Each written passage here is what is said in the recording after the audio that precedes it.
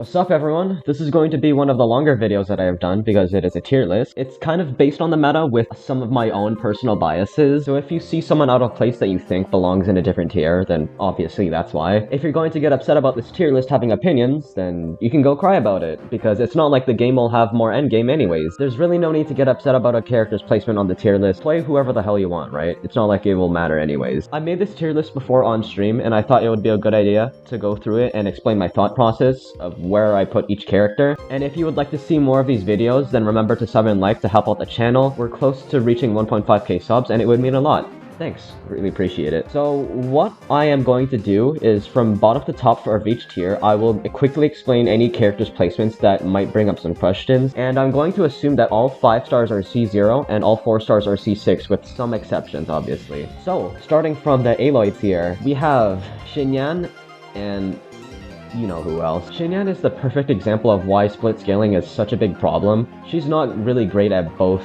physical DPS and being a shielder. Aloy is kind of a mess. With no constellations to make her any better, all she does is an okay amount of damage, and her kit is just so inconvenient even for herself that you have to play like her own little mini game while doing rotations. Moving on to D tier, we have Amber, Thoma, Candice, Dori, and Chi-Chi. These characters pretty much have a single use, but aren't really that great at any of them in my opinion. Amber can use Elegy for a Hu Tao team to apply Pyro and then swirl because Hu Tao has a rough time doing it herself. Thoma can do the same thing, but his shielding is so weak that you could just use Zhongli and he'd get better results. He also has Burgeon, but that reaction isn't really too great to begin with. Candice is pretty much a watered down version of Yunjin. She can pretty much only benefit Ayato, Yoimiya, and Sino. Her constellations make her comparable to a C0 Yunjin, but Yunjin with constellations are just like steps above Candice. Dori on paper seems really good, but in practice isn't that great at all. Very minimal electro application, low damage, low energy regeneration, and okay amount of healing. There's really no reason to use her over Kuki. Chi-Chi is pretty much healing, and that's it.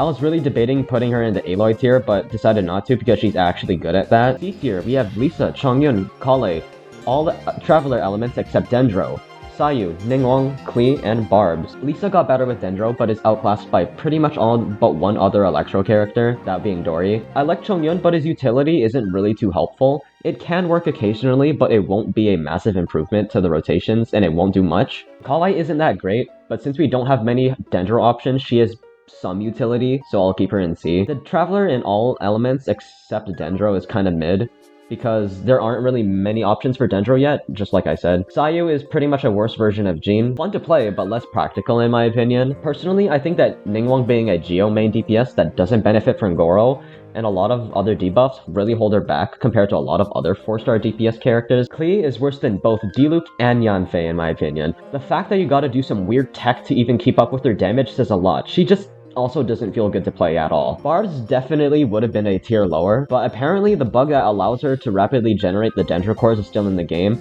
This allows her to be bumped up a single tier even though it's not intentional, and plus she does have a bit of extra utility outside of that. Moving to B tier, we have Dendro Traveler, Kaya, Kuki, Goro, Yunjin, Sara, Heizo, Yanfei, Noelle, and Razor. I'm going to be completely honest, I think a lot of people are overrating Dendro MC. The only reason why they are good is that we don't have any other Dendro application off-field, like I said before. Kaya is a solid option for freeze, but I think he gets heavily overshadowed by both Shenhe and Rosaria very often. Kuki got so much better with Dendro, but I feel like she's kind of in the same boat as Goro, Yunjin, and Sara, where she's good in a specific team, and outside of that, these characters are kind of meh. They can be very hard to replace. A lot of them are A tier in their own teams, and almost useless everywhere else, so I think B tier is a perfect balance. The last 4 are all pretty much the best 4-star on-field DPS characters, but that doesn't really say a lot. They do an okay amount of damage and have an extra bit of utility. Razor definitely would have been lower if Dendro wasn't a thing, and because he's a physical main DPS, and physical isn't really that great, and apparently over Burgeon, Thundering Fury, whatever the fuck it's called, is a thing. I like Razor, but he's not really performing that well, unfortunately. There is an A- tier here, or as I like to call it, the standard banner tier. I'm probably being a bit too generous with this one. This tier is mainly here to prevent A tier from being overcrowded.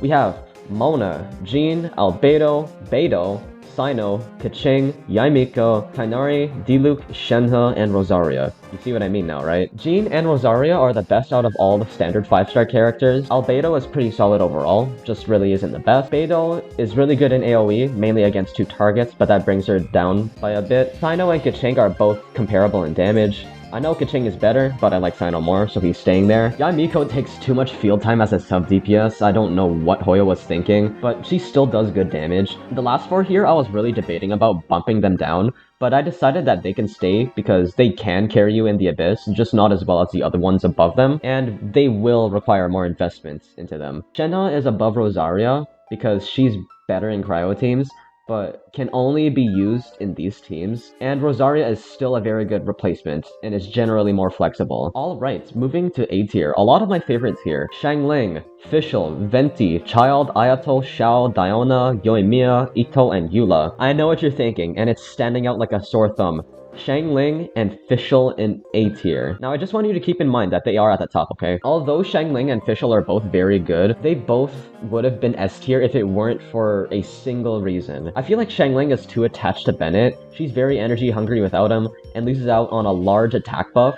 But outside of Sukokumon, she just feels a lot weaker, right? Fischl is kind of in a similar boat because she also highly benefits from buffs because she also snapshots, and without Aggravate, I feel like she's still very good, but not good enough to put her in S tier, in my opinion. I'm really close to putting her into S, but I feel like I'll need to use her more to actually be confident with that answer. You could put these two in S if you really wanted to, but I personally won't for these reasons. Venti is kind of niche, but he's best at his niche. He's only really used over Kazu and Sucrose and Morgana, and some other teams that I probably can't think of, and his burst is also kind of counterintuitive for some melee characters. Child and Ayato perform pretty much the same. Ayato does better personal damage, but Child does better in AoE, so you can give or take, you can interchange the positions between the two. The reason why Xiao is higher in this tier compared to the other main DPS characters in this tier is that he's my main, first of all, and I like him more, but also because he's more flexible than the others outside of maybe Yoimiya. Diona is not really the best at what she does, but she's good at everything she's supposed to do, and with C6 she gains even more utility. The last 3 are pretty much in a similar position, but let me talk about Eula really quickly. Guys,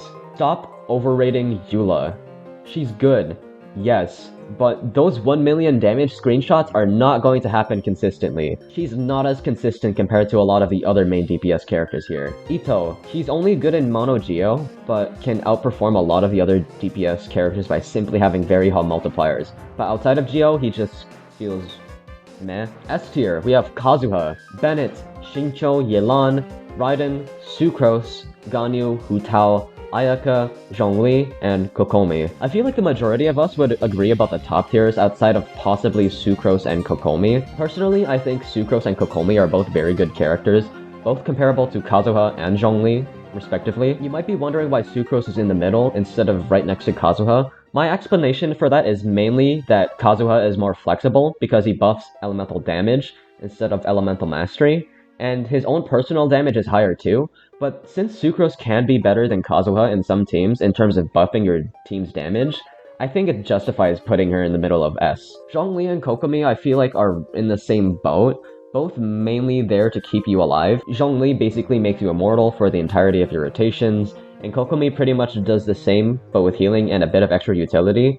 I put them in the lower end of S because they don't bring much value to the team compared to a lot of the other characters above them, but they do their job so well, and I wanted to keep them up here. Ganyu and Ayaka, the debate between them is really close. I personally think Ganyu is a bit better because of consistency and flexibility, but you could also argue about Ayaka too. Plus, I just don't really like Ayaka at all. But again, the positions are interchangeable. Same thing can be said about Xingqiu and Yelan, pretty much. Extra utility or extra damage. I really wanted to put Raiden at the number 1 spot, but seeing how Kazuha, Bennett, Xingqiu, and Yelan were here, I decided not to. I think Raiden is the most broken character in this game, but seeing what the others above her can do, I decided to keep her here. Hu Tao, probably the best single target DPS in the game, can output more damage than Raiden, but she doesn't really provide any more utility and feels a little rough to play, but if you get comfortable with it, you can make her work, like, really, really well. Thanks for watching, everyone. Remember to sub and like if you enjoyed. This was a quick tier list video. I didn't really want to go into depth, and I can probably explain more later on in stream, so feel free to check that out. This will probably be the longest commentary video I've ever done, and you will probably ask about where Nilo is and where I think she will be placed. I'm guessing maybe A-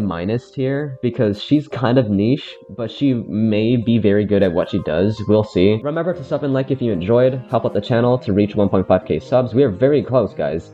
Have a good night and day wherever you're at, and I'll see you all next time. Peace, and take care.